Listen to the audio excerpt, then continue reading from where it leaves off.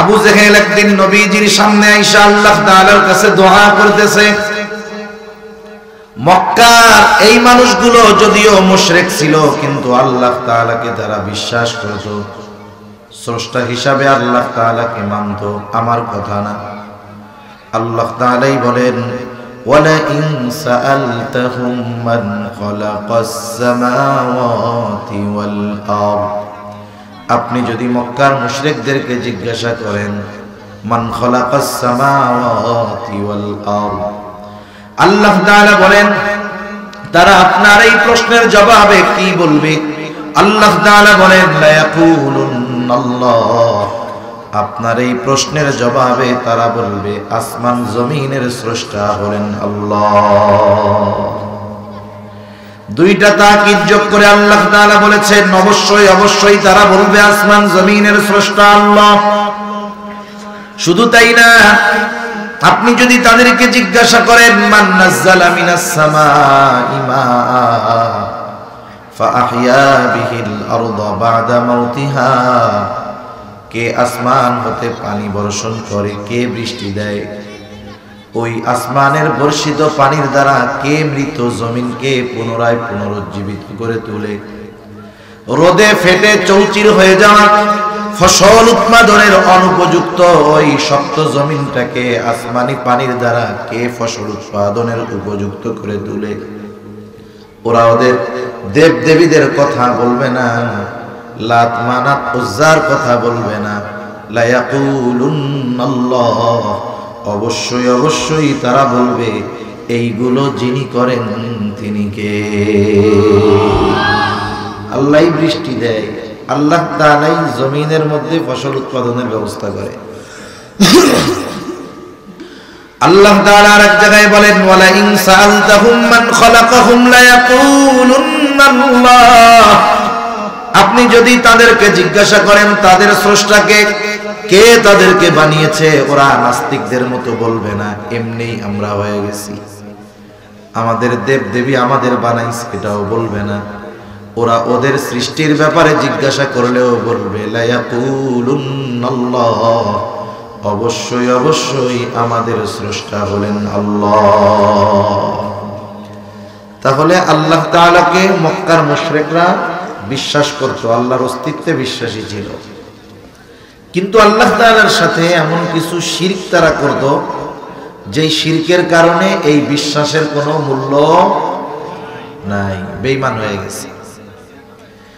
আবু জেহেল নবীজির সামনে আল্লাহ তাআলার কাছে দোয়া করতেছে, বলে আল্লাহ, নবীকে শোনায় শোনায় বলতেছেন, আল্লাহ আপনি যদি সত্যই এই কোরআন নাজিল করে থাকেন তাহলে আমাদের উপরে পাথর বর্ষণ করেন, অথবা যন্ত্রণাদায়ক শাস্তি আমাদেরকে আপনি দেন। নবীজিরে শোনায় শোনায় বলতেছে, আল্লাহ তাআলার কাছে দোয়া করতেছে। আরে আবু জেহেলের দোয়াও আল্লাহ তাআলা কবুল করেছে। নবীজি বলেন বদরের যুদ্ধের দিন সকাল বেলায় আবু জেহেল আল্লাহ তাআলার কাছে দোয়া করে। আবু জেহেল আল্লাহ তাআলার কাছে বলে, আল্লাহ আপনি যদি আজকে যুদ্ধে যারা হকের উপরে আছে আপনি তাদেরকে বিজয় দান করেন। বদরের দিন সকাল বেলায় আবু জেহেল দোয়া করতেছে যে আল্লাহ আজকে যারা হকের উপরে আছে আপনি তাদেরকে বিজয় দান করেন। নবীজি বলেন আল্লাহ তাআলা আবু জেহেলের দোয়া কবুল করেছে। বদরের দিন যারা হকের উপরে ছিল, সত্যের উপরে ছিল, আল্লাহ তাআলা তাদেরকেই বিজয় দান করেছে। এই আবু জেহেল দোয়া করে কি বলে, যে আল্লাহ নবীকে শোনায় শোনায় যে আপনি যদি সত্যই কোরআন নাজিল করে থাকেন তাহলে আমাদের উপরে পাথর বর্ষণ করেন, নাইলে যন্ত্রণাদায়ক শাস্তি দেন। এখন বলেন পাথর যদি বর্ষিত হয় এটা রহমত হবে না গজব হবে? মানুষ অনেক সময় অন্যকে টিটকারি করতে গিয়া, ছোট করতে গিয়া, লজ্জা দিতে গিয়া এরকম অনেক সময় বলে না, বলে এরকম যে অমুকে এই হইছে, হায় রে এই খবর শোনার আগে আমি মরলাম না কে।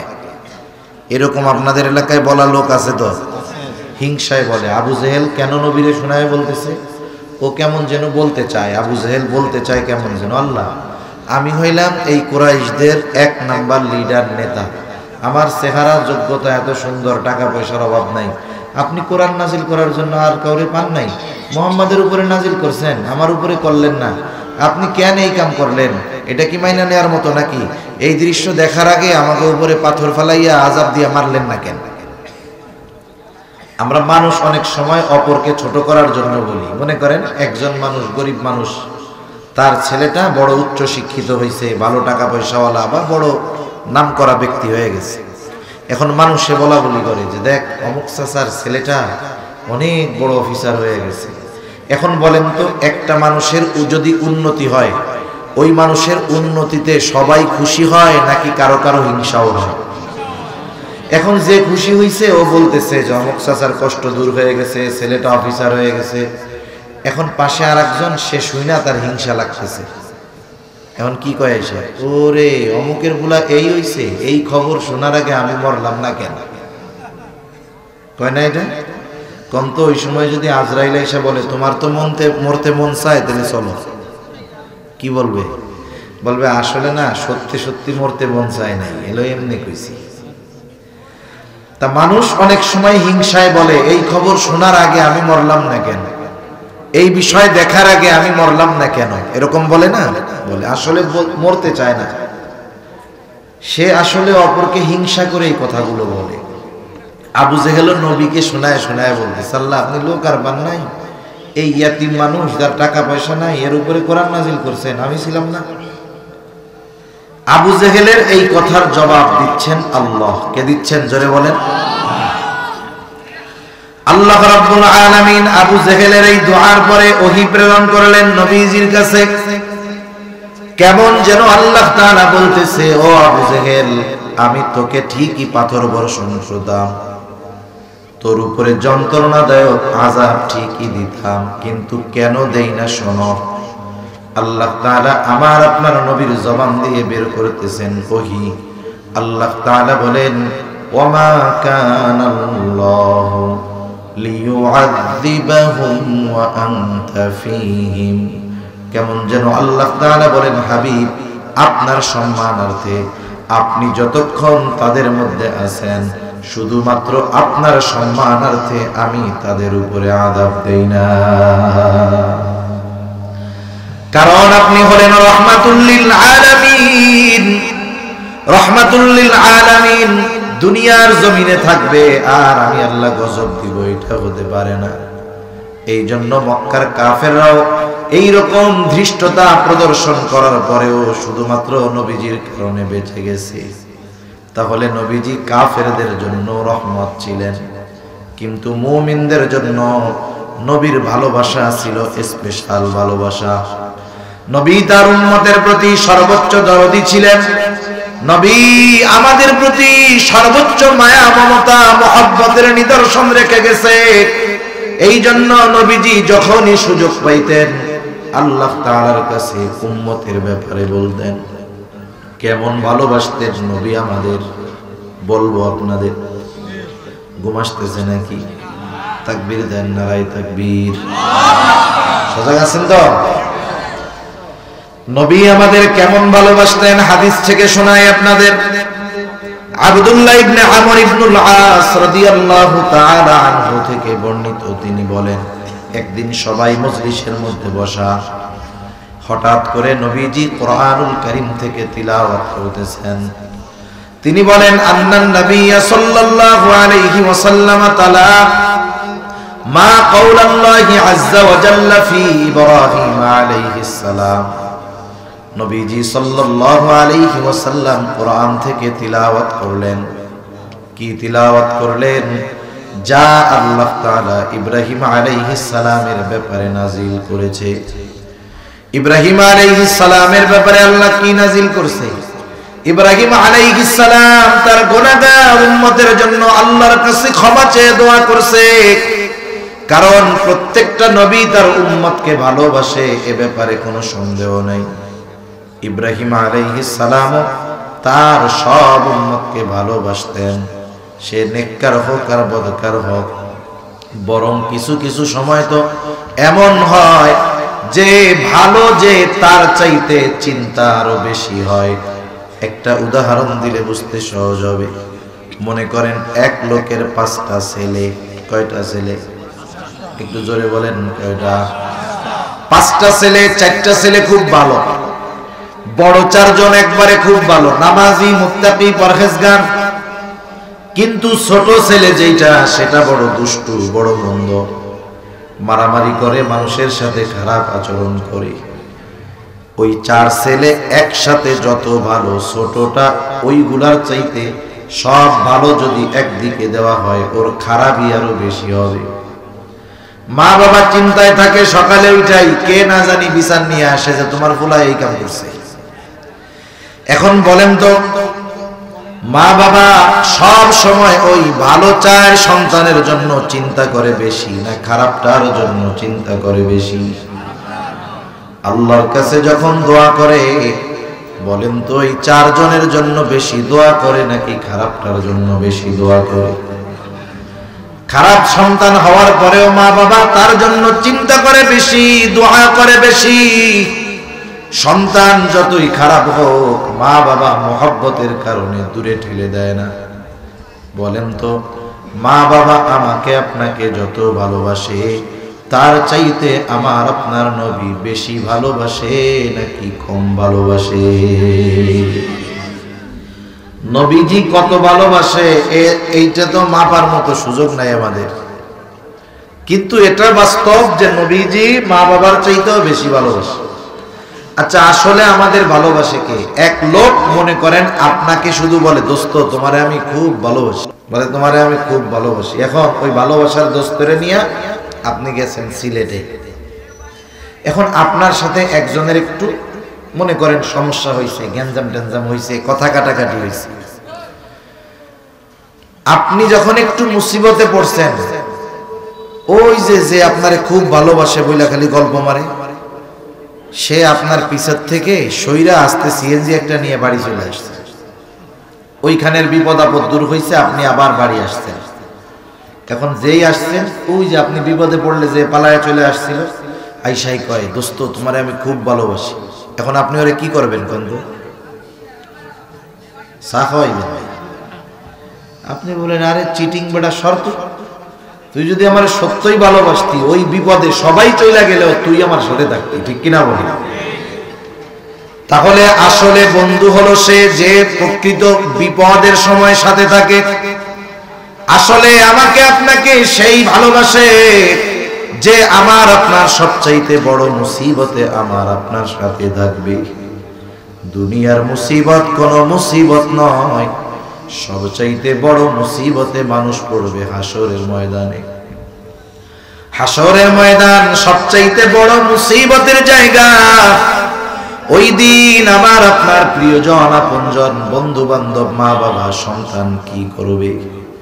আল্লাহ তাআলা কোরআনুল কারীমের মধ্যে বলেন, ইয়াউমা ইয়াফিরুল মারউ মিন আখিহি ওয়া উম্মিহি ওয়া আবিহি ওয়া সাহিবাতিহি ওয়া বানিহি লিকুল্লি ইমরিইম মিনহুম ইয়াউমাইযিন শা'নুন ইউগনি। আল্লাহ তাআলা বলেন, সেই দিন ভাই ভাইয়ের থেকে পলায়ন করবে।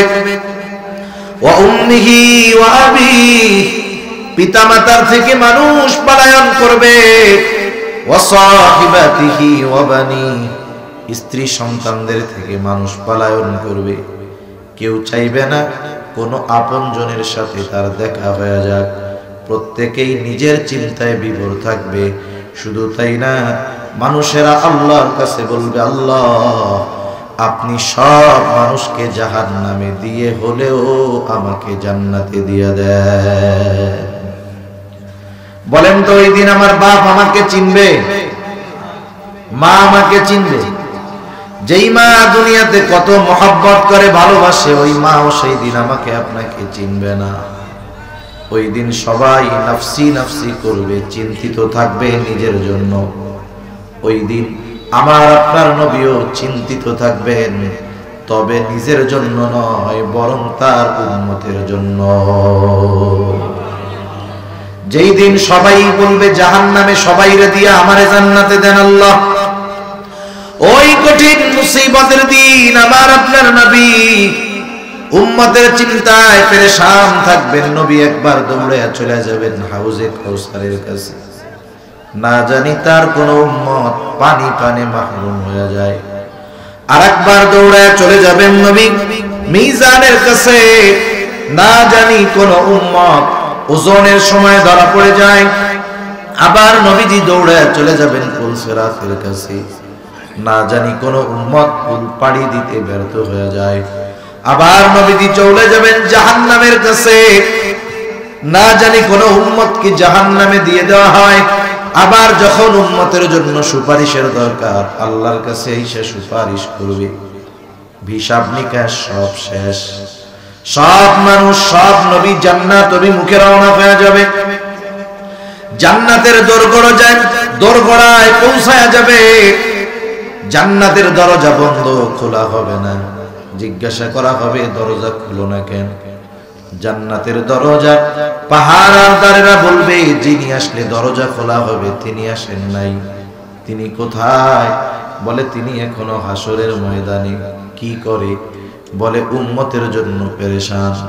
সব নবী জান্নাতের দোরগোড়ায় পৌঁছায় গেছে, আমার আপনার নবী ততক্ষণ পর্যন্ত জান্নাত অভিমুখে রওনা হবেন না, যতক্ষণ না তার ওই উম্মত যার যাররা পরিমাণ ঈমান ছিল তার ব্যাপারেও যতক্ষণ না আল্লাহ তাআলার নিকট থেকে জান্নাতের নিশ্চয়তা পাবেন, ততক্ষণ আমার আপনার নবী জান্নাতে যাবে না। ওই দিন আমার মা বাবা চিনবে না, ওই বিপদে নবী আমাকে আপনাকে ভুলবে না। এই জন্য নবী আমাকে আপনাকে সবচাইতে বেশি ভালোবাসে, কোনো সন্দেহ নাই। প্রত্যেকটা নবী তার উম্মতের ব্যাপারে চিন্তিত। উম্মত যদি গুনাহগার হয় চিন্তাটা আরো বেশি হয়। ইব্রাহিম আলাইহিস সালাম গুনাহগার উম্মতের জন্য দোয়া করে কি কয়?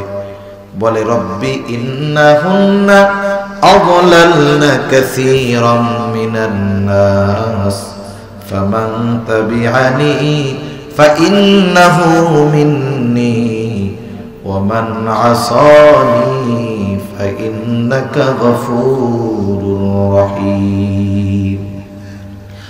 ইব্রাহিম আলাইহিস সালাম বলে, ও আমার রব, এই মূর্তিগুলা, এই প্রতিমাগুলো অধিকাংশ মানুষকে পথচ্যুত করে ফেলছে, পথভ্রষ্ট করে ফেলছে।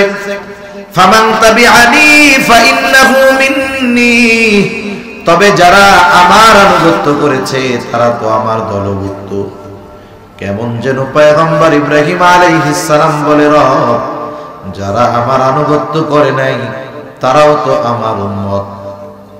কেমন যেন ইব্রাহিম আলাইহিস সালাম বলে, ও আমার রব, আপনি যদি চান আমার এই গুনাহগার উম্মত গুলাকেও আপনি মাফ করে দিতে পারেন। কেন পারেন? ওমান আসানি ফাইন্নাকা গফুরুর রহিম। কেমন যেন ইব্রাহিম আলাইহিস সালাম বলে, আল্লাহ, আপনি আপনার গফুর রহিম নামের ওসিলায় আমার এই গুনাহগার উম্মত গুলাকেও মাফ করে দেন। وقال عيسى عليه السلام إن تعذبهم فإنهم عبادك وإن تغفر لهم فإنك أنت العزيز الحكيم। ঈসা আলাইহিস সালাম তার গুনাহগার উম্মতের জন্য দোয়া করে বলে, আল্লাহ, ইন তুআযিবহুম ফাইন্নাহুম ইবাদুক, আপনি যদি তাদেরকে শাস্তি দেন তারা তো আপনারই বান্দা।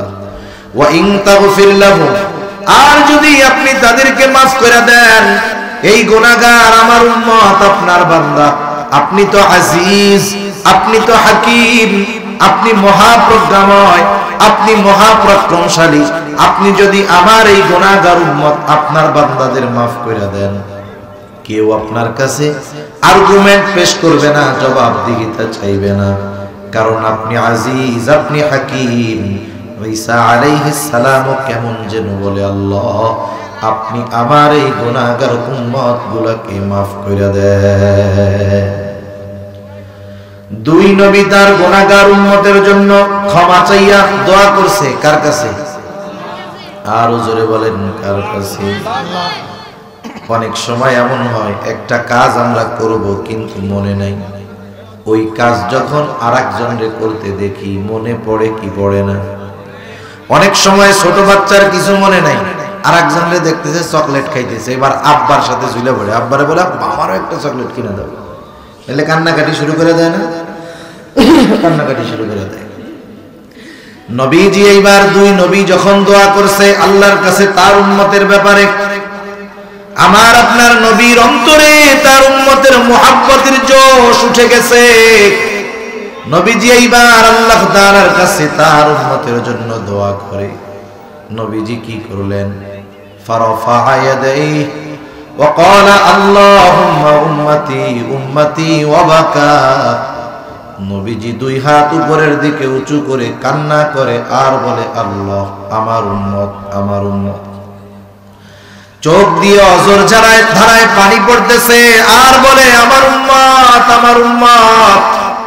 নবীজি আর কিছু বলেন না, হাত উঁচু করে কান্না করেন আর এইটা বলেন। যদিও এর বেশি কিছু বলেন না, কিন্তু নবী কি বলতে চায় দুনিয়ার কেউ না বুঝলেও না জানলেও যিনি বোঝেন যিনি জানেন তিনি কে? আল্লাহ রাব্বুল আলামিন জিবরাইল আলাইহিস সালামকে পাঠিয়ে দিল, যাও জিবরাইল মুহাম্মাদের কান্নার কারণ জিজ্ঞাসা করো। জিবরাইল আলাইহিস সালাম হাজির, এসে বলে ইয়া রাসূলুল্লাহ আপনার কান্নার কারণ কি? যদিও আল্লাহ তাআলা জানেন এরপরেও তিনি জানতে চান। আল্লাহ তাআলা জানেন এরপরেও তিনি জানতে চান। আমি অনেক সময় উদাহরণ দিয়ে বলি, বলেন তো বৃহস্পতিবার বিকাল বেলায় যেইখানে মাদ্রাসা আছে, মাদ্রাসায় আবাসিক ছাত্ররা থাকে, ছোট ছোট বাচ্চা, বৃহস্পতিবার আসরের পরে হুজুরের সামনে গিয়া কান্না করে। বলেন তো মাদ্রাসার ছাত্র যদি বৃহস্পতিবার বিকাল বেলায় হুজুরের সামনে গিয়া কান্না করে, কেন কান্না করে বলেন তো? হুজুর বুঝে কি বুঝে না? আপনারা কি বুঝেন? কন্দ ছুটি যায়। আপনারা যেহেতু বুঝেন, হুজুরের তো আর বুঝতে বাকি নাই নাকি? এইবার ছোট বাচ্চা গিয়া কান্না করে, কিছু বলে না। হুজুর জিজ্ঞাসা করে কিরে কান্না করো কেন? বাচ্চার কান্নার গতি আরো বেড়ে যায়। হুজুর বলে কান্না করলে লাভ নাই, কি জন্য কান্দো বলো, তাইলে কাজ হবে। এইবার ছোট বাচ্চা কান্না জড়িত কণ্ঠে বলে হুজুর আমি একটু বাড়ি যাব, আমার মাকে দেখতে মন চায়। হুজুর কিন্তু জানে বাড়ি যাইতে চায়, কিন্তু ছাত্রর মুখ দিয়ে কেন শুনতে চায়? এটা ওস্তাদের ছাত্রের প্রতি একটা মহব্বতের বহিঃপ্রকাশ। আল্লাহ তাআলা জানেন নবীজি কি বলতে চায়, এরপরেও নবীজির জবান দিয়ে কেন শুনতে চায়? এটা হলো আল্লাহ তাআলার আমার আপনার নবীজির উপরে মহব্বতের বহিঃপ্রকাশ। নবীও জানে যে আমি যা বলতে চাই আল্লাহ জানে, আমি যা বলবো আল্লাহ তাআলা শুনবে। এরপরেও জিবরাইল আলাইহিস সালাম যখন আসছে, নবীজি মন ভরে উম্মতের ব্যাপারে বলছে। জিবরাইল আলাইহিস সালাম আল্লাহ তাআলার কাছে গিয়ে জানায়া দিছে ওনার কান্নার কারণ হলো ওনার গুনাহগার উম্মতের ক্ষমা। আল্লাহ তাআলা জিবরাইল আলাইহিস সালামকে বললেন, জিবরাইল যাও আমার হাবিবকে গিয়া জানায়া দাও আমি অচিরেই তাকে তার উম্মতের ব্যাপারে সন্তুষ্ট করব, আমি তার উম্মতের ব্যাপারে তাকে অসন্তুষ্ট করব না। নবীজি আল্লাহর কাছে বলার সুযোগ পাইয়া নিজের জন্য বলেন নাই, নিজের পরিবার পরিজনের জন্য বলেন নাই, আত্মীয় স্বজনের জন্য নবী বলেন নাই, উম্মতের ব্যাপারে আল্লাহর কাছে বলছে। কেমন ভালোবাসেন নবী! কিয়ামত পর্যন্ত যত উম্মত দুনিয়ায় আসবে সকলকে ভালোবাসার নিদর্শন নবী রেখে গেছেন। নবীজি একদিন সাহাবায়ে কেরাম নবীজির সাথে পথ চলতেছে, হঠাৎ করে নবীজি বলেন আমার ভাইদেরকে দেখতে মন চায়। সাহাবায়ে কেরাম জিজ্ঞাসা করলো ইয়া রাসূলুল্লাহ আমরা কি আপনার ভাই নই? নবীজি বলেন না, তোমরা হইলা আমার সাথী সাহাবী, তাহলে আপনার ভাই কারা? নবী বলেন আমার পরে আমাকে না দেখে যারা আমার উপরে ঈমান আনবে তারা হলো আমার ভাই। নবীজি আমাদের সকলের উপরে মহব্বতের নিদর্শন রেখে গেছেন। উম্মতের প্রতি নবীজির দরদ কেমন, মায়া কেমন, মহব্বত কেমন, ভালোবাসা কেমন। অবাধ্য উম্মতের দ্বারা নবী যদি কখনো আক্রান্ত হয়েছেন, কখনো বদদোয়া দেন নাই। নবীজি কখনো বদদোয়া দেন নাই, বরং তাদের হেদায়েতের আশায় আল্লাহর কাছে দোয়া করছে। যখন মক্কার মানুষ নবীজির কথা মানে না, নবীজি চলে গেলেন তায়েফে, যেখানে নবীজির শৈশবকালীন কিছু সময় অতিবাহিত হয়েছে। নবীজি চলে গেলেন হযরত যায়েদ রাদিয়াল্লাহু তাআলা আনহুকে সাথে নিয়ে তায়েফে গিয়া মানুষের মধ্যে দাওয়াত দিলেন, বলো লা ইলাহা ইল্লাল্লাহ তুফলিহু, তোমরা সফল হয়ে যাইবা। ওইখানেও কাফেররা একদল দুষ্ট মানুষকে নবীজির পিছনে লেলায়া দিল। মানুষেরা নবীজির দিকে পাথর নিক্ষেপ করতে থাকলো।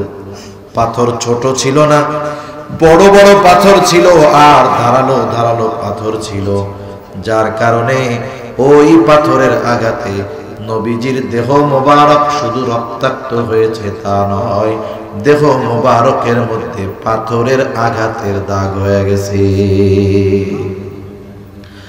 আয়েশা সিদ্দিকা রাদিয়াল্লাহু তাআলা আনহা একদিন নবীজিকে জিজ্ঞাসা করে, ইয়া রাসূলুল্লাহ, আপনার পিঠে এগুলো কিসের দাগ?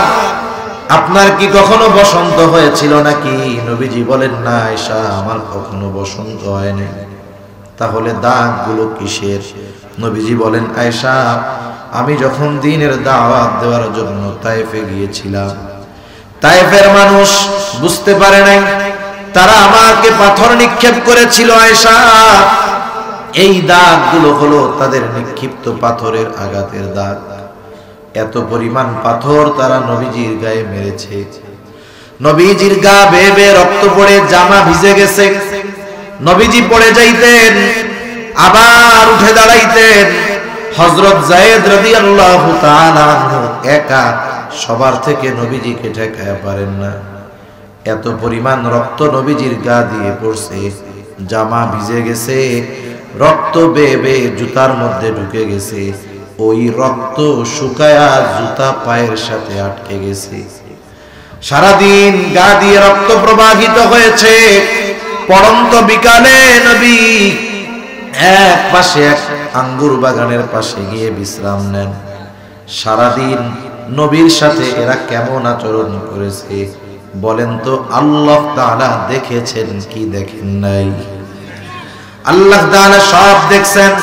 নবীজি যখন বিশ্রাম নিচ্ছে, জিবরাইল আলাইহিস সালাতু ওয়াস সালাম হাজির, এসে বলে, ইয়া রাসূলুল্লাহ, এই সম্প্রদায় আপনার সাথে কেমন আচরণ করেছে আপনার মালিক দেখছে।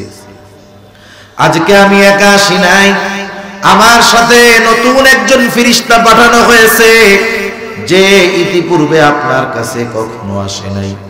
নবীজি বলেন, ওই নতুন ফেরেশতা আমাকে আইসা প্রথমে সালাম দিল। সালাম বিনিময়ের পর বলতেছে, ইয়া রাসূলুল্লাহ, এই কওম আপনার সাথে কেমন আচরণ করেছে আপনার মালিক দেখছে। আল্লাহ তাআলা আমাকে আপনার আদেশ পালনের জন্য পাঠিয়েছে। ইয়া রাসূলুল্লাহ, আপনি যদি আমাকে নির্দেশ দেন, দুই পাহাড় দিয়ে তায়েফবাসীকে এমন ভাবে পিষে দিব, এখানে যে একটা জনবসতি ছিল তার কোনো চিহ্ন থাকবে না। এদেরকে পিষে দেওয়া হবে তাদের এই অপরাধের কারণে। নবীজি আরাম করতেছিলেন, ফেরেশতার এই কথার পরে নবীজি উঠা বসলেন। কেমন যেন নবী বলেন, তুমি আমারে বলতেছো আমি নির্দেশ দেই, আর এদেরকে তুমি পাথর দুই পাহাড় দিয়ে পিষে শেষ করে দাও। তুমি তো এই কথা বলো, আর এদের ব্যাপারে আমি কি আশা পোষণ করি শোনো। নবীজি বললেন, বাল আরজু আন ইয়াখরুজাল্লাহু মিন আসলাবিহিম মান ইয়াবুদুল্লাহ ওয়াহদাহু ওয়া লা ইউশরিকু বিহি শাইআ। নবীজি বললেন, আমি তো এদের ব্যাপারে আল্লাহ তাআলার কাছে এই আশা পোষণ করি যে আল্লাহ তাআলা এদের মধ্য থেকে এমন এক প্রজন্ম বের করবে যারা এক আল্লাহর ইবাদত করবে, তার সাথে কারো শরীক করবে না। একটু চিন্তা করে দেখেন, আমরা যদি প্রতিশোধ নেওয়ার সুযোগ পাই হাত ছাড়া করি না, কিন্তু যাদের আঘাতে নবী রক্তাক্ত প্রতিশোধ নেওয়ার সুযোগ থাকার পরেও নেন নাই, বরং আশা করেছেন এরা যদি ঈমান নাও আনে এদের সন্তানেরা ঈমান আনবে। তাহলে অনাগত উম্মতের প্রতি নবীজির দরদ, মায়া, মহব্বত, ভালোবাসা কত, এটা দুনিয়ার মানুষ কল্পনাও করতে পারে না। তাহলে বুঝে থাকলে আমার একটু জবাব দেন, আমার মা বাপ আমাকে বেশি ভালোবাসে নাকি নবী বেশি ভালোবাসে? আর একটু জোরে বলেন না। বলেন তো, যেই নবী নিঃস্বার্থ তার উম্মতকে এত ভালোবাসে, সেই নবীকে আমাদের ভালোবাসার দরকার আছে না? না, নবীরে ভালোবাসতে কারা কারা তো রাধুজা করি? নারায়ে তাকবীর, নারায়ে তাকবীর, মাশাআল্লাহ। আমরা নবীকে ভালোবাসতে চাই, কারণ নবীকে যে ভালো না বাসে সে ঈমানদারি নয়। নবীর ভালোবাসা এটা ঈমানের সাথে সম্পৃক্ত বিষয়। এই জন্য নবীজি বলেন, লা ইউমিনু আহাদুকুম হাত্তা আকুনা আহাব্বা ইলাইহি মিন ওয়ালিদিহি ওয়া ওয়ালাদিহি ওয়ান নাসি আজমাইন। নবীজি বলেন, তোমাদের মধ্যে কেউ ততক্ষণ পর্যন্ত মুমিন হতে পারবে না যতক্ষণ না সে তার পিতা মাতা সন্তান সন্ততি এক কথায় সকলের চাইতে আমি নবীকে বেশি ভালোবাসবে। তাহলে নবীকে সবচাইতে বেশি ভালোবাসতে হবে, নিজের জীবনের চাইতে কম না বেশি। হযরত ওমর রাদিয়াল্লাহু তাআলা আনহু নবীজির সাথে পথ চলতেছে, হঠাৎ করে হযরত ওমর বলতেছে, ইয়া রাসূলুল্লাহ, আমি আপনাকে আমার জীবনের পরে সবচাইতে বেশি ভালোবাসি। নবীজি বললেন, না ওমর, হয় নাই। হযরত ওমর বুঝতে পারলো, চুপ হয়ে গেলেন। একটু পরে বলতেছে, ইয়া রাসূলুল্লাহ, এই মুহূর্ত থেকে আমি ওমর আপনাকে আমার জীবনের চাইতেও বেশি ভালোবাসি। সেজন্য নবীকে ভালোবাসার দরকার। কিন্তু কেমনে নবীরে ভালোবাসবো? আমরা তো নবীরে সামনে পাই নাই। আমরা যদি নবীকে সামনে পাইতাম, ভালোবাসতে পারতাম সর্বোচ্চ ভালোবাসা। আরে আবু বকর নবীকে সামনে পাইছি, নবীর মহব্বতে ঘরের সব সম্পদ আইনা নবীর সামনে হাজির করছে। হযরতে তালহা নবীজিকে পাইছে, নবীজির সামনে নিজের বুকটাকে কাফেরদের অস্ত্রের সামনে ঢাল বানায়া দিছে। আমরা তো নবীকে পাই নাই, নবীকে ভালোবাসতে তো মন চায়। এখন নবীকে কেমনে ভালোবাসবো? নবীও জানে আমি দুনিয়ায় হয়তো থাকবো না, কিন্তু আমার উম্মতেরা আমাকে ভালোবাসতে চাইবে। কেমনে ভালোবাসবে? উম্মতের কথা চিন্তা কইরা নবীজি তাকে ভালোবাসার পদ্ধতি কিয়ামত পর্যন্ত সব উম্মতকে জানায়া দিছে। তাহলে নবীকে ভালোবাসার পদ্ধতি নবীও জানায়া দিছেন। এই জন্য নবীকে যদি ভালোবাসতে হয় নবীর বলা পদ্ধতিতেই ভালোবাসতে হবে, ঠিক কিনা বলি না? এখন নবীকে কেমনে ভালোবাসা হয়? নবীজি বলেন, মান আহাব্বা সুন্নতি ফাকাদ আহাব্বানি ওয়া মান আহাব্বানি কানা মাই ফিল জান্নাহ। নবী বলেন, আমাকে আমার সুন্নাতকে যে ভালোবাসলো সে আমি নবীকে ভালোবাসলো, আমি নবীকে যে ভালোবাসবে সে আমি নবীর সাথে জান্নাতে অবস্থান করবে। নবীকে ভালোবাসলে নবীর সাথে জান্নাতে থাকা যায়। এক গ্রাম্য সাহাবী নবীজির কাছে আসছে। কষ্ট হইতেছে না তো আপনাদের? এক গ্রাম্য সাহাবী নবীজির কাছে আসছে। নবীজি আরেকজনের সাথে কথা বলতেছে। আদব হইল, কেউ যদি কারোর সাথে কথা বলে ওই কথার মধ্যে কথা না বলা। নবীজি আরেকজনের সাথে কথা বলতেছে। গ্রামের মানুষ তো বুঝে না, সহজ সরল। আয়েশা নবীজিরে জিজ্ঞাসা করতেছে, মাতাস সাআ ইয়া রাসূলুল্লাহ, মাতাস সাআ, হে আল্লাহর রাসূল, কিয়ামত কখন হবে? যখন ওই লোকের সাথে কথা শেষ, নবীজি এবার বলেন, ওই লোকটা কোথায় যে জিজ্ঞাসা করলো কিয়ামত কখন হবে? গ্রাম্য সহজ সরল মানুষটা বলে, আনা ইয়া রাসূলুল্লাহ, আমি বলছি। নবীজি পাল্টা তাকে প্রশ্ন করলেন, মা আ'দাত্তা লাহা, তুমি কিয়ামতের জন্য কি পাথেয় সংগ্রহ করেছো? কারণ ওই লোকটার প্রশ্নের ভাব এমন ছিল, সে কেমন যেন নবীকে বলতেছে, ইয়া রাসূলুল্লাহ, আমি কিয়ামতের লাগি বসে আছি, কিয়ামত আসে না কেন? কিছু প্রশ্নের ভাব আছে না? একই বাক্য শুধুমাত্র বাচন ভঙ্গির পরিবর্তনের কারণে অর্থের পরিবর্তন হয়ে যায়, শুধুমাত্র উপস্থাপনের কারণে অর্থের ফারাক অনেক হয়ে যায়। ওই লোকটা বলতেছে কিয়ামত কখন হবে, তার বলার বাচন ভঙ্গি এমন, উত্তর দেওয়ার চাইতে পাল্টা তাকে প্রশ্ন করা জরুরি হয়ে গেছে। নবীজি তাকে উল্টা জিজ্ঞাসা করতেছে, মা আদাত্তালাহা, কিয়ামতের জন্য তুমি কি পাথেয় সংগ্রহ করছো? গ্রামের সহজ সরল মানুষ, কোনো লুকোচুরি নাই, সোজা সাপটা বলতেছে, আমি আল্লাহ এবং তার রাসূলকে ভালোবাসি। নবীজিও তার এই কথার জবাবে বললেন, আল মারউ মা'a মান আহাব্বা, যে যাকে মহব্বত করে তার সাথে থাকবে। লোকটা এবার বাড়ির দিকে হাঁটা দিছে। হযরত আনাস রাদিয়াল্লাহু তাআলা আনহু বলেন, নবীজির মুখে যখন শুনলাম যে যাকে মহব্বত করে তার সাথে থাকবে, ইসলাম গ্রহণের পর এত খুশি আমরা কখনো হই নাই। নবীর মুখে এই কথা শোনার পর আমরা যত খুশি হয়েছি। হযরত আনাস রাদিয়াল্লাহু তাআলা আনহু বলেন, আমি আল্লাহকে ভালোবাসি, তার রাসূলকে ভালোবাসি। আবু বকর ওমর রাদিয়াল্লাহু তাআলা আনহুমা উভয়কে ভালোবাসি। যদিও তাদের মতো আমল করতে পারি নাই, তবুও তাদের ভালোবাসি। আশা করি জান্নাতে আমি নবীজির সাথে আর আবু বকরের সাথে থাকতে পারবো। সাহাবায়ে কেরাম নবীর সাথে থাকার খবর শুইনা ঈমান আনার পরে সবচাইতে বেশি খুশি হয়েছে। বলেন, নবীর সাথে থাকার সেই সুযোগ আমাদেরও আছে না নাই? আমরা খুশি না বেজার? খুশি। এজন্য নবী বলেন যে আমার সুন্নাতকে মহব্বত করলো, সে আমি নবীকে মহব্বত করলো। আমি নবীকে যে মহব্বত করবে, সে আমি নবীর সাথে জান্নাতে থাকবে। নবীর সাথে যদি জান্নাতে থাকতে হয়, জান্নাতে যাওয়ার কাজ করার দরকার আছে না নাই? নবী আর হাদিসের মধ্যে বলেন, কুল্লু উম্মতি ইয়াদখুলুনাল জান্নাতা ইল্লা মান আবা। নবীজি বলেন, আমার সব উম্মত জান্নাতে প্রবেশ করবে, আবা উম্মত ছাড়া। জিজ্ঞাসা করা হলো, ইয়া রাসূলুল্লাহ, আবা উম্মত কারা? নবীজি বললেন, মান আতাআনি দাখালাল জান্নাতা ওয়া মান আসানি ফাকাদ আবা।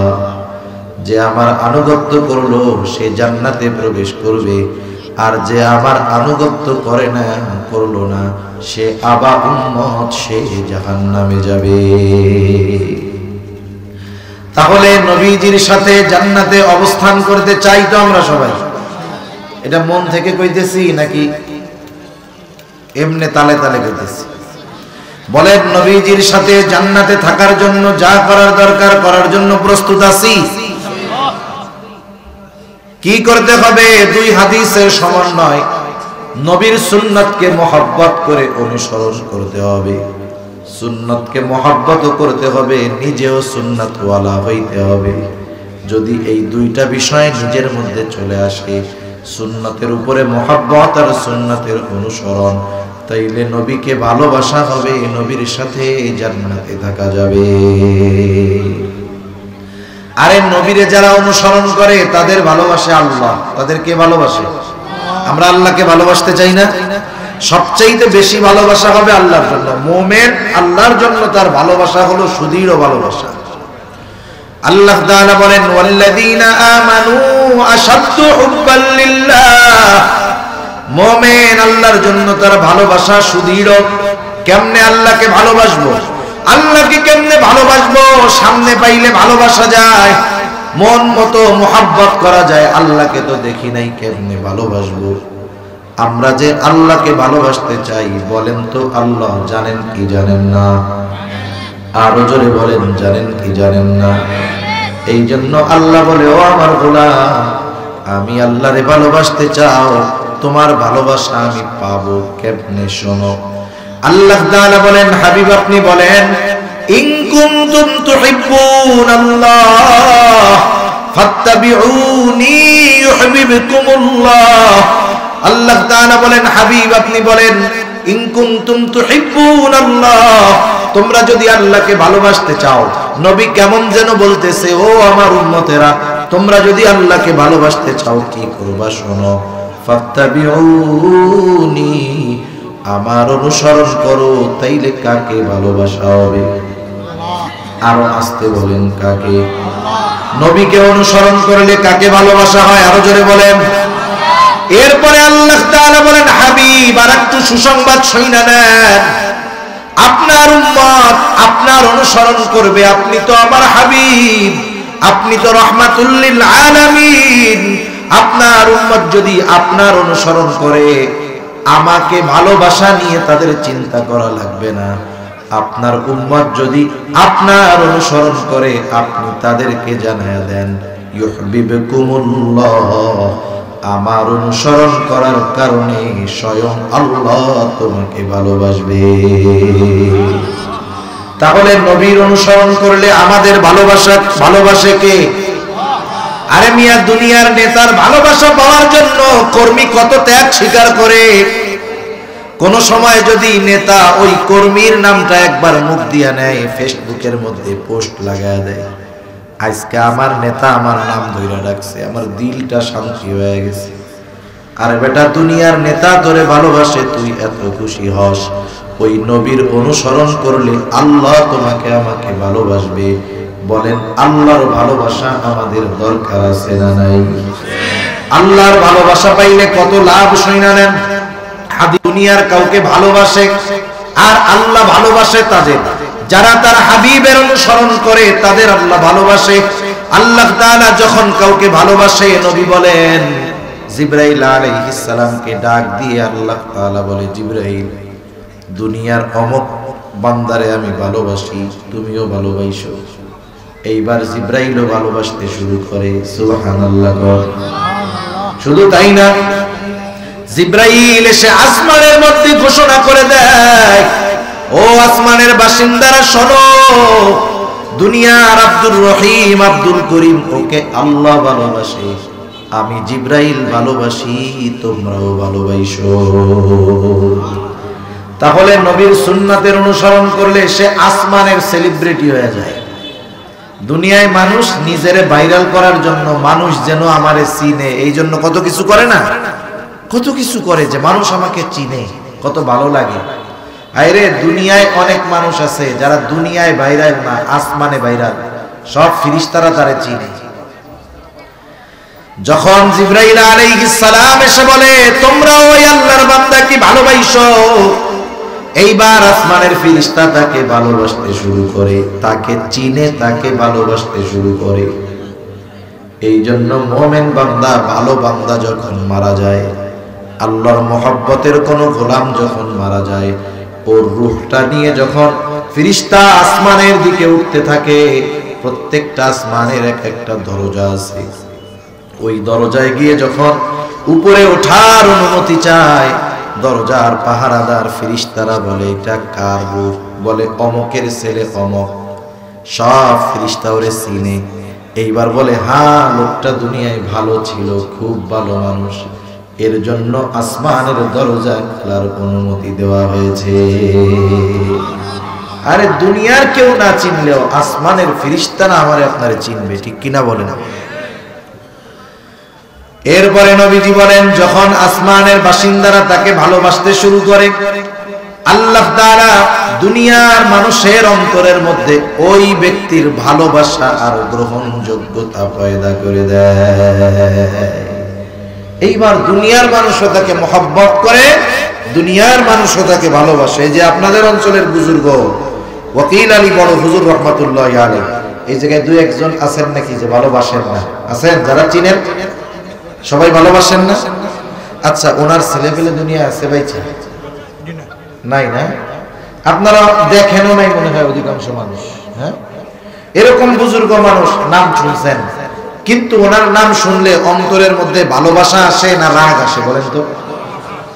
অথচ আমরা দেখি নাই, আপনারাও দেখেন নাই। এখন লোক আল্লাহর বান্দা চলে গেছে দুনিয়া ছেড়ে, এরপরেও তার প্রতি ভালোবাসা আপনাদের আছে কেন? ওনার আত্মীয় স্বজন কেউ কি চা পান খাওয়াইয়া কইছিল যে আমার আত্মীয়টা একটু ভালোবাসো? এই ভালোবাসা চা পানের কারণে আসে নাই। এই ভালোবাসা, এই ব্যক্তির প্রতি ভালোবাসা আপনাদের অন্তরে, আমাদের অন্তরে যিনি ঢেলে দিয়েছেন তিনি কে? আর কেন এই ভালোবাসা মানুষের অন্তরে ঢেলে দিচ্ছে? কারণ উনি নবীর সুন্নাতের অনুসরণকারী ছিলেন। সুবহানাল্লাহ। এজন্য রাসূলুল্লাহ সাল্লাল্লাহু আলাইহি ওয়াসাল্লামের অনুসরণের মাধ্যমে আল্লাহর ভালোবাসা পাওয়া যায়, নবীকে ভালোবাসা হয়।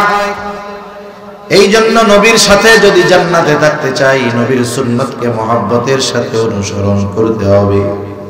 সর্বশেষ দুই একটা কথা বলে আমি আমার আলোচনা শেষ করে দিব। দেখেন, আমরা যখন সুন্নাত পালনের কথা বলি মানুষকে, মানুষ বিভিন্ন বাহানা দিয়ে সুন্নাত থেকে বাঁচতে চায়। যেই সুন্নাতগুলোর কথা উলামায়ে কেরাম বুজুর্গানে দ্বীন বলেন, এই সুন্নাতগুলোর মধ্যে অন্যতম একটা সুন্নাত হইল দাড়ির সুন্নাত। দাড়ি হলো এমন এক সুন্নাত, সব সুন্নাত কিন্তু এমন নয় রাখলে সওয়াব আছে, না রাখলে গুনাহ নেই। কিছু সুন্নাত আছে দায়েমি সুন্নাত। এই দাড়ি রাখা এটা মূলত ওয়াজিব। নবীজির এই সুন্নতটা হলো ওয়াজিবি সুন্নাত। দাড়ি যদি এক মুষ্টির কম কারো যদি থাকে, নামাজ পড়ে গুনাহ হইতে থাকে, হজ করে দাড়ি ছাঁটার কাটার গুনাহ হতে থাকে। এই জন্য উলামায়ে কেরাম বেশিরভাগ ক্ষেত্রে দাড়ির সুন্নাতের কথা বলে। কারণ দাড়ি হলো এমন এক সুন্নাত যেটা অনেক সুন্নাত পালনে সহায়ক হয়। দাড়ি হলো এমন এক সুন্নাত, এই দাড়ি যার থাকে অনেক গুনাহ থেকে বেঁচে থাকা তার জন্য সহজ হয়। ঠিক কিনা বলেন? আমি আমারে দিয়েই উদাহরণ দেই। মনে করেন আমার মুখে দাড়ি, আরেকজন আমার মতো মুখে দাড়ি নাই, দুইজনে পাশাপাশি দাঁড়ায় আছে। মনে করেন রাস্তা দিয়ে একটা মেয়ে হেঁটে যাচ্ছে, ও তাকায় আছে, আমিও তাকায় আছি। বলেন তো আপনি এসে কারে কবেন আগে? এই বেটা হুজুর মানুষ দাড়ি রেখে মায়ের দিক তাকায় আছে।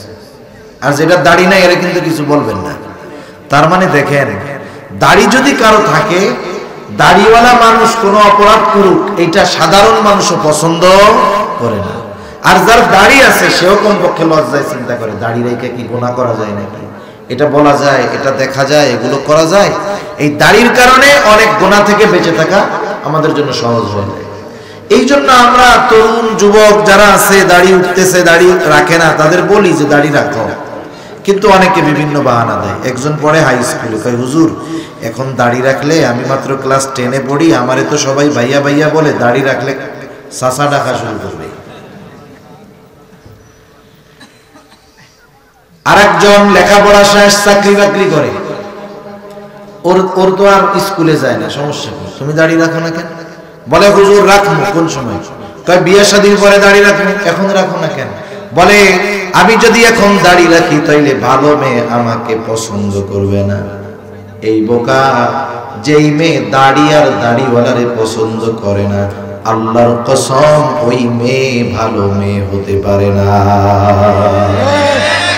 তুমি হয়তো টাকা দেখে, চেহারা দেখে, বংশ দেখে বিবাহ করে ঘরে আনবা, চেহারাটা হয়তো সুন্দর হবে, টাকা পয়সা হয়তো অনেক হবে, বংশ হয়তো অনেক ভালো হবে, যদি সুন্নাতের প্রতি তার ঘৃণা থাকে, লেখা দিয়া যাই আসো, মরার পরে জান্নাতে যাইবা না জাহান্নামে যাইবা আল্লাহ সেটা ভালো জানে।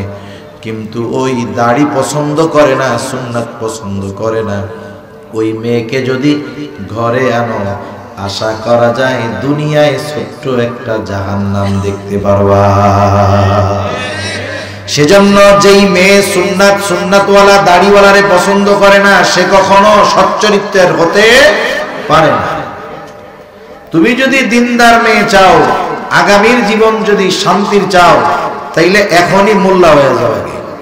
তোমার এই মোল্লা অবস্থায় যে পছন্দ করবে, বুঝবা এর সাথে তোমার ভবিষ্যৎটা আশা করা যায় সুন্দর হবে। ঠিক কিনা বলে? সর্বশেষ কথাটা বলি, আপনাদের অঞ্চলে লোকজন মারা যায় না মাঝে মধ্যে? মারা যায় না, সব জায়গায় মরে। মানুষ যখন মারা যায়, মুসলমান পরিচয় যদি তার থাকে, নামাজি হোক আর বেনামাজি হোক, সুন্নাতওয়ালা হোক আর সুন্নাত ছাড়া হোক, মানুষ যখন মারা যায় মারা যাওয়ার পর সর্বপ্রথম তাকে গোসল দেওয়া হয়, এরপরে কাফন পরানো হয়, মাঠের মধ্যে জানাজার জন্য আনা হয়। জানাজা শেষ, এইবার মাইয়াতকে লাশটাকে কবরস্থানে নিয়ে যাওয়া হয়। কবরের পাশে লাশটাকে রাখার পর দুইজন আল্লাহর বান্দা কবরের মধ্যে নামে, আবার দুইজন উপর থেকে লাশটা ধরায়া দেয়। বলেন তো ওই লাশটা দুইরা যখন কবরে নামায়, বলেন তো একটা দোয়া পড়ে, দোয়াটা জানা আছে নাকি? কি দোয়া পড়ে বলেন তো? বিসমিল্লাহি ওয়া আলা মিল্লাতি রাসূলিল্লাহ। ওই দোয়া আপনাদের এলাকায়, আমাদের এলাকায় যত মানুষ মরছে কবরে রাখার সময় এই দোয়াই পড়ছে। কিয়ামত পর্যন্ত সবাইকে কবরে রাখার সময় এই দোয়া পড়বে, যদি পরিচয়টা মুসলমান হয়। নাস্তিক মারা গেছে হুমায়ুন আজাদ, ওরে তো জানাজা দিছে, ওরেও যখন নামাইছে তখনও মনে হয় পড়ছে। আমার বেলায়ও পড়বে, আপনার বেলায়ও পড়বে, সুন্নাত ওয়ালার ব্যাপারেও পড়বে, সুন্নাতের বিরোধিতাকারীর ব্যাপারেও পড়বে। একটু চিন্তা করেন, দিল দিয়া কথাগুলা বুঝবেন, বাড়িতে গিয়ে একটু ভাববেন। সারা জীবন এই দোয়া পড়লাম, কিন্তু এই দোয়ার সারমর্মটা কি? এই দোয়ার সারমর্মটা কি? বুজুর্গানে দিন বলেন, এই দোয়ার সারমর্ম হইল ওই মাইয়াতকে যখন কবরে রাখা হয় বলা হয় বিসমিল্লাহ, আয় আল্লাহ আপনার নামে এখন এমন এক ব্যক্তিকে কবরে রাখতেছি যার বিগত জীবন সুন্নাতের উপরে অতিবাহিত হয়েছে। সে যখন মারা গেছে সুন্নাতের উপরে ছিল, এখন তাকে কবরস্থ করতেছি, এই অবস্থায়ও সে সুন্নাতের উপরে আছে। এই দোয়াটা পড়া আমাকে আপনাকে কবরে রাখবে। এই দোয়া পড়া এমন একজনকে কবরে রাখা হলো যার মুখে চেহারায় সুন্নাতের বালাই নাই, কোনদিন সুন্নাতের দ্বারের কাছেও যায় নাই। বলেন তো ওই সুন্নাতবিহীন লোকটাকে যখন এই দোয়া পড়ে কবরের মধ্যে রাখা হবে, ওই সুন্নাতবিহীন লোকটার ব্যাপারে এই দোয়াটা সত্য হবে নাকি মিথ্যা হবে? মিথ্যা হবে, মিথ্যা। অনন্তকালের সফরের প্রথম মঞ্জিল, প্রথম ঘাঁটি হলো কবর। ওই কবরে যদি আমারে আপনারে মিথ্যা কথা বইলা রাখে, পরের অবস্থাগুলো কি হবে চিন্তা করেন। এই জন্য নিজের জীবনে পরিবর্তন আনেন, নবীর আদর্শে আদর্শিত হন, নবীর সুন্নাতের আলোকে নিজের জীবনটা সাজান। হায়রে দেখেন, দুনিয়াতে যখন বিশ্বকাপ ফুটবল ক্রিকেট খেলা আসে, যে যেই দেশে পছন্দ করে, যেই দেশের প্লেয়ারকে ভালো লাগে, ওই দেশের ফুটবল প্লেয়ারের মতো চুলের কাটিং দেয় কি দেয় না? এইবার চুলের কাটিং দিয়ে আসছে, এই মধ্যে আছে চারদিক দিয়া নাই, একেবারে টাক। দেখছেন সজারু মার্কা কাটিং? এগুলা দেখতে কেমন লাগে, রুচিশীল কেমন, এগুলো বুঝে আসে। এখনো কাটিং দিয়ে আসছে, মুরব্বী কয় কিরে তোর মাথার উপরে মোরগের মাথা কেন? তোরে তো সজারুর মতো লাগতেছে, মানে তিরস্কার করতেছে। বলেন তো এই তিরস্কারের কারণে সে লজ্জিত হয় না, বরং পাল্টা জবাবে বলে চাচা এটারে মুরগি কাটিং কইেন না, এইটা সিলেট শহর থেকে 2000 টাকা দিয়ে কাটিংটা দিছি। এইটা কার স্টাইল জানেন? এটা হলো এই দুনিয়ার সেরা প্লেয়ার নেইমারের চুলের স্টাইল। একটু চিন্তা করে দেখেন, আমি যখন দুনিয়ার একজনের অনুসরণ করি, কেউ যদি আমাকে মোরগ বলে, মুরগি বলে তিরস্কার করে, আমি লজ্জিত হই না, প্রতিবাদ করি। আরে দাড়ি রাখছো যুবক, কেউ যদি তিরস্কার কইরা চাচা বলে, একটু মানায় নাও। একটু লজ্জা পাইছো, চুপ কইরা থাকো। মনে রাখবা এই তিরস্কারের প্রতিদান হিসাবে আল্লাহ তাআলা তোমাকে জান্নাত পুরস্কার দিয়ে দিবে। নবীর সুন্নাত অনুসরণ করতে গিয়ে তুমি কথা শুনবা, আর আল্লাহ তাআলা তোমারে প্রতিদান দিবে না, এমনটা হতে পারে না। এই জন্য আমরা দৃঢ় প্রতিজ্ঞাবদ্ধ হব যে নবীজিকে কখনো কষ্ট দিব না, নবীর সুন্নাতের আলোকে জীবন সাজাবো, নবীর সুন্নাতের অনুসরণের মাধ্যমে নবীজির প্রতি আমাদের মহব্বতের সর্বোচ্চ বহিঃপ্রকাশ ঘটাবো ইনশাআল্লাহ। জোরে বলেন।